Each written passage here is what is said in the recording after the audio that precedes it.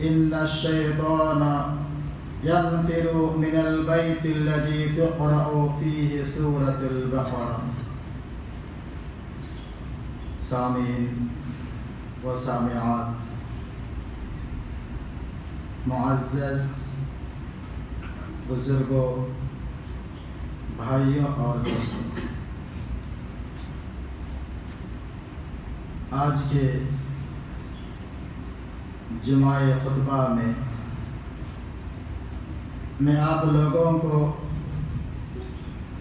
اللہ تبارک و تعالیٰ کی طرف سے جو نعمتیں ہیں، تو ان نعمتوں میں سب سے عظیم نعمت، سب سے بڑی نعمت کون سی ہے، اور وہ نعمت کہاں سے حاصل ہوتی ہے، اسی چیز کو واضح کروں گا۔ دعا ہے کہ اللہ تبارک و تعالی کہنے والوں کو کہی ہوئی باتوں پر اور سننے والوں کو سنی ہوئی باتوں پر عمل کرنے کے توفیق عطا فرمائے، آمین۔ سامعین کرام، اللہ تبارک و تعالی نے آدم علیہ السلام کی تخلیق کے بعد دنیا کی پوری انسانیت کو جمع کیا، یعنی آدم علیہ السلام کے بعد سے قیامت تک جتنے انسان پیدا ہونے والے تھے، ان سارے انسانوں کو اللہ تبارک و تعالی نے ایک جگہ جمع کیا، ان کی روحوں کو۔ یہ اللہ تبارک و تعالیٰ کے علم میں ہے۔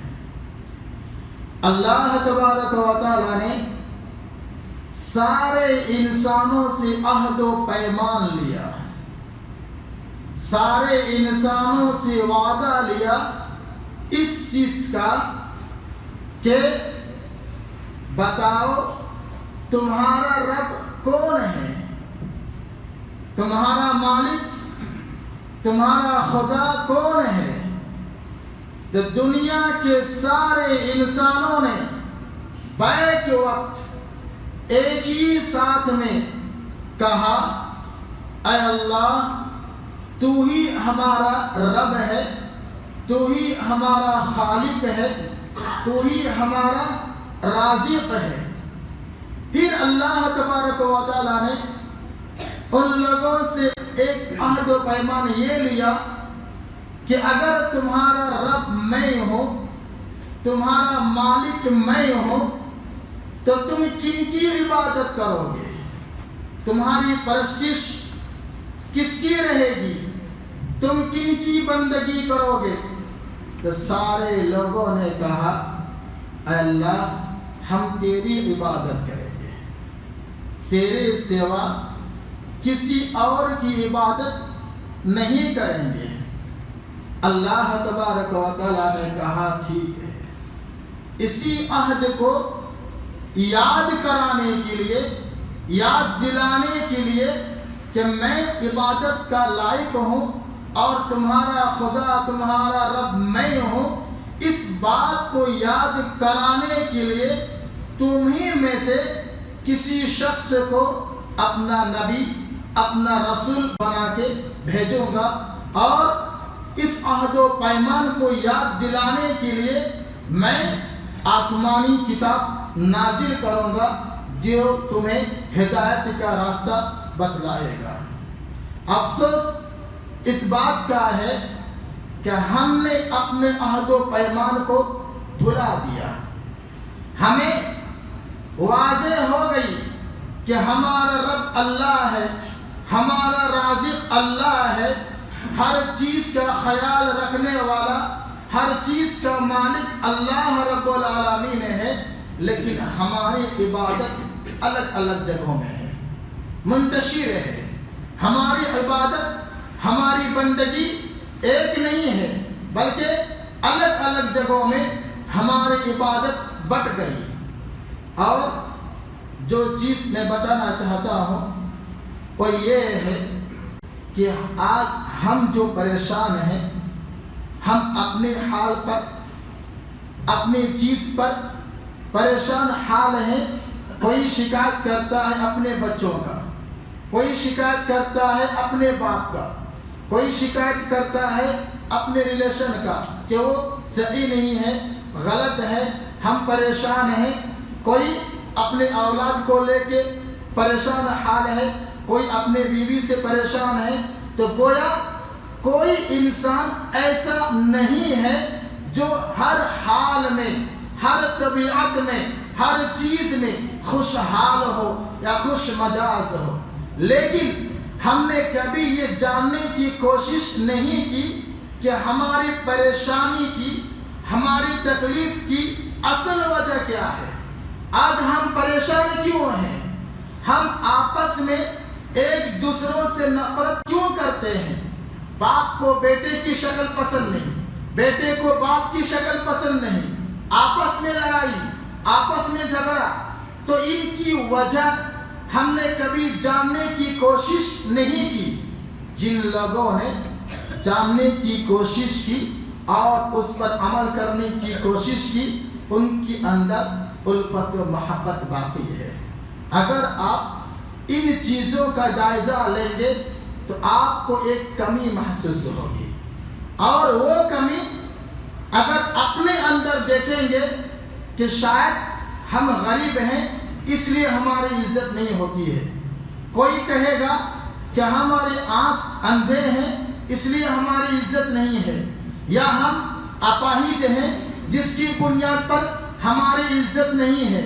لیکن اگر اس سوال کا جواب اللہ تبارک و تعالیٰ کی طرف منسوب کریں گے اور ان سے پوچھیں گے تو آپ کو پتا چلے گا کہ ان ساری بیماریوں کا علاج ایک ہی ہے، اور وہ ہے ہدایت.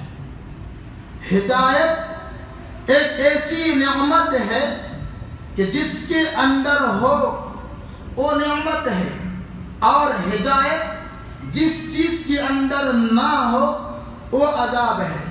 قرآن کے اندر اللہ تبارک و تعالیٰ نے مال اور اولاد کو فتنہ کہا، اور کہیں پر مال اور بیوی کو زینت کہا، یعنی خوبصورتی چیز.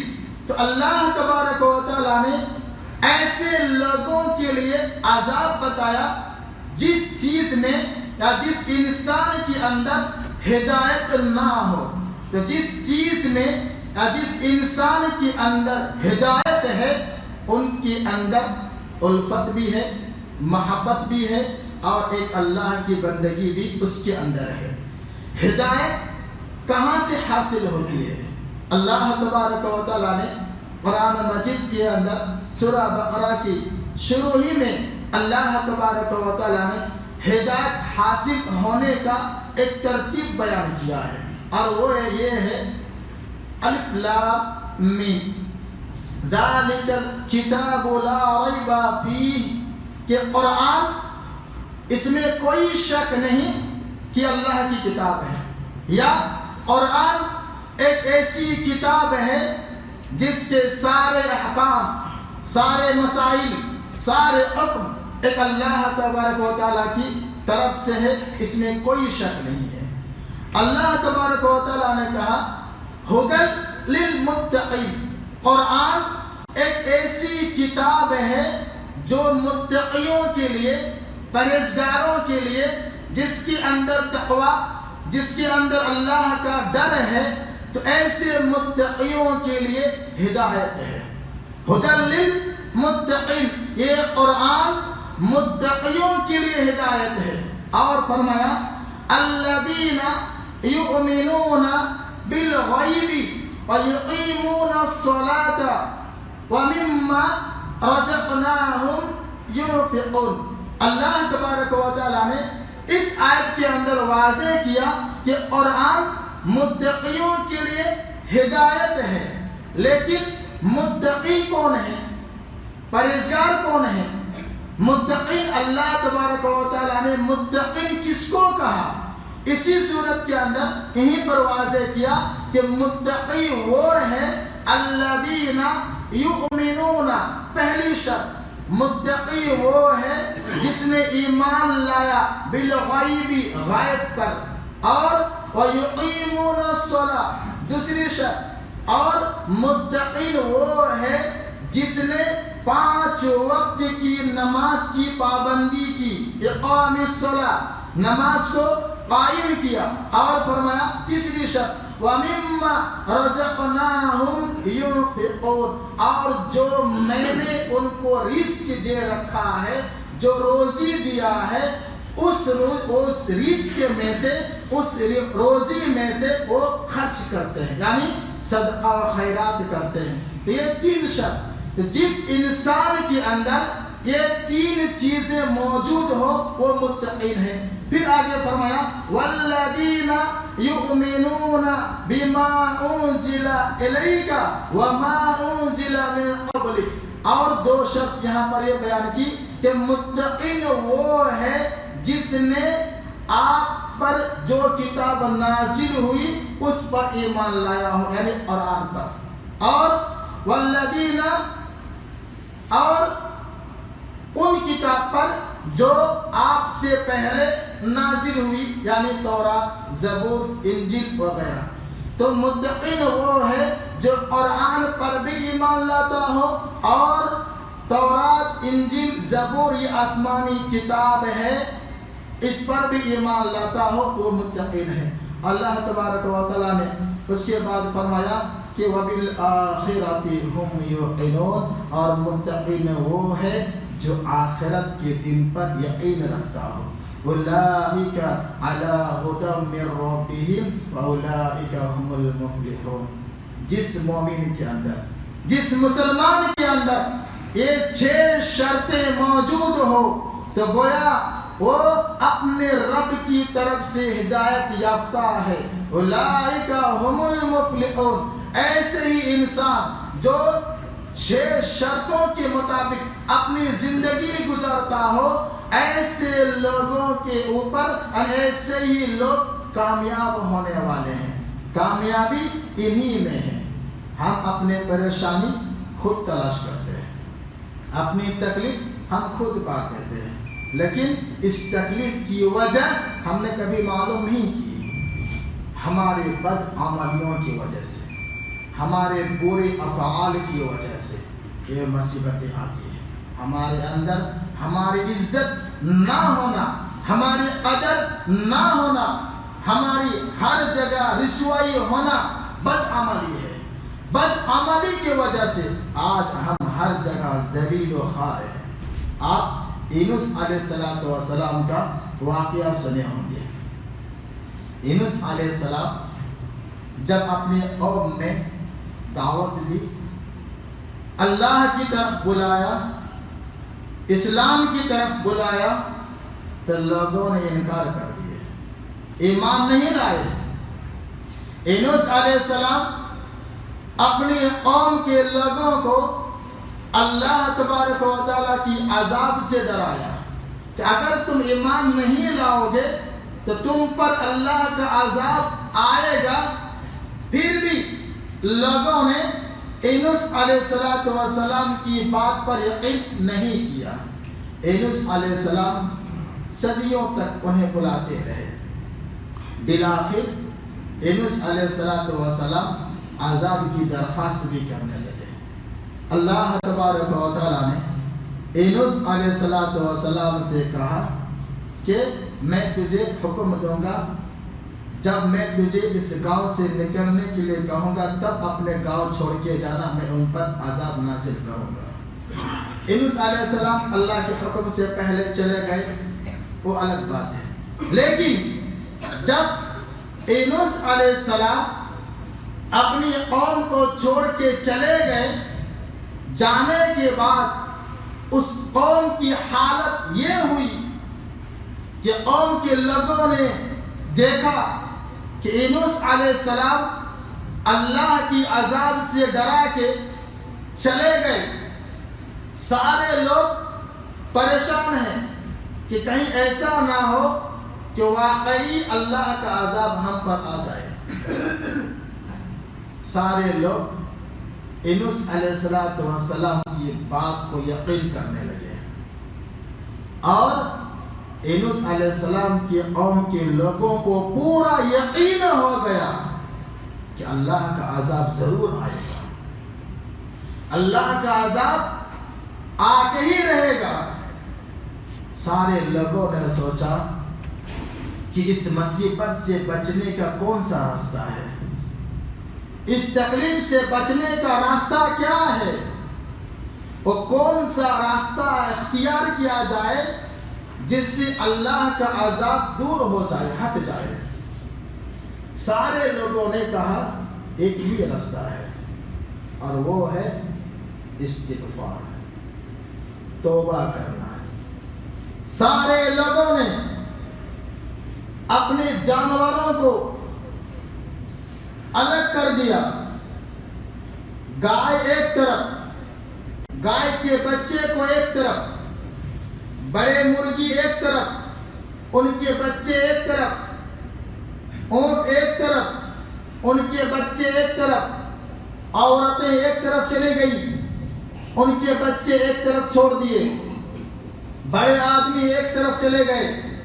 گویا سارے لوگ اپنے بچوں کو چھوڑ کر کے، یہاں تک کہ جانوروں کو الگ کر دیا، جانور کے بچوں کو الگ کر دیے، سارے لوگ جدا جدا ہو کر کے تنے تنہائی میں کھلے میدان میں چلے گئے اور وہاں پر رونے کی آواز شروع ہوئی۔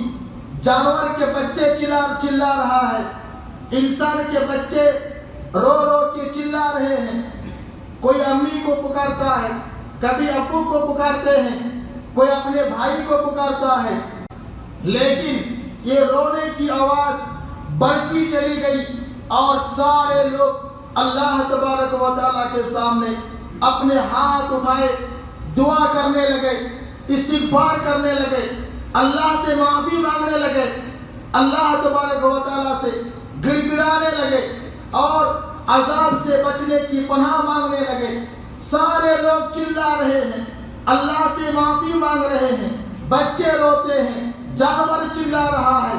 یہ رونے کی آواز، یہ گڑ گڑاہٹ اتنی زیادہ ہونے لگی اور لوگوں کی آنسو روکنے نہیں لگے، کیونکہ اسے یقین ہو گیا تھا کہ اللہ ہی عذاب کا بھیجنے والا ہے اور اللہ تبارک و تعالیٰ ہی عذاب کو دور کرنے والے ہیں۔ سارے لوگوں نے اکٹھا ہو کر کے آنسو بہا کے اپنی گناہوں سے معافی مانگی، استغفار کیے، اللہ سے دعا کیے۔ کہا جاتا ہے کہ اللہ تبارک و تعالیٰ کو ان کی یہ عمل اتنی پسند آئی کہ اللہ تبارک و تعالیٰ نے اپنے عذاب کو ہٹا لیا، اپنے عذاب کو دور کر لیا۔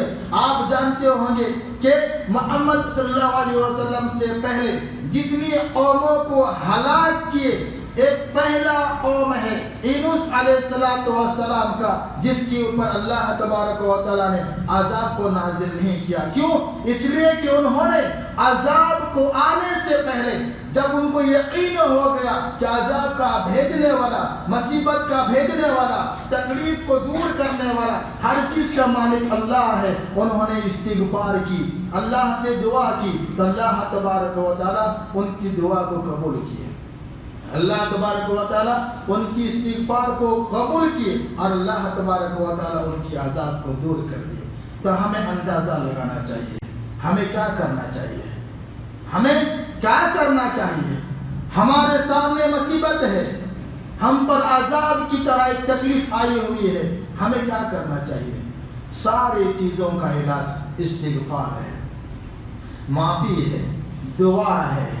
ہم استغفار کریں، اپنے گناہوں سے معافی مانگے، اپنے اعمال کو صحیح کریں، ہمارے اندر جو بھی برائی ہے اپنے ساری برائی کو چھوڑنے کا اللہ سے وعدہ کریں، اللہ سے معافی مانگے، تو ضرور اللہ تبارک و تعالیٰ ظالموں کو مٹائیں گے اور مظلوموں کی مدد کریں گے۔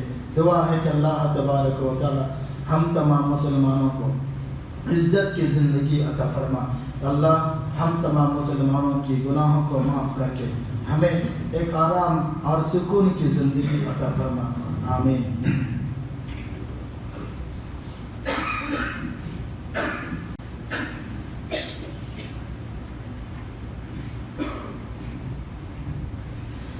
الحمد لله نحمده ونستعينه ونستغفره ونعوذ بالله من شرور أنفسنا ومن سيئات أعمالنا من يهده الله فلا مضل له ومن يضلله فلا هادي له وأشهد أن لا إله إلا الله وأشهد أن محمدا عبده ورسوله أرسله بالحق بشيرا ونذيرا أما بعد فإن خير الحديث كتاب الله وخير الهدي هدي محمد صلى الله عليه وسلم وشر الأمور محدثاتها وكل محدثة بدعة وكل بدعة ضلالة وكل ضلالة في النار. عباد الله رحمني ورحمكم الله إن الله يأمركم بالعدل والإحسان وإيتاء ذي القربى وينهى عن الفحشاء والمنكر ولذكر الله أكبر والله يعلم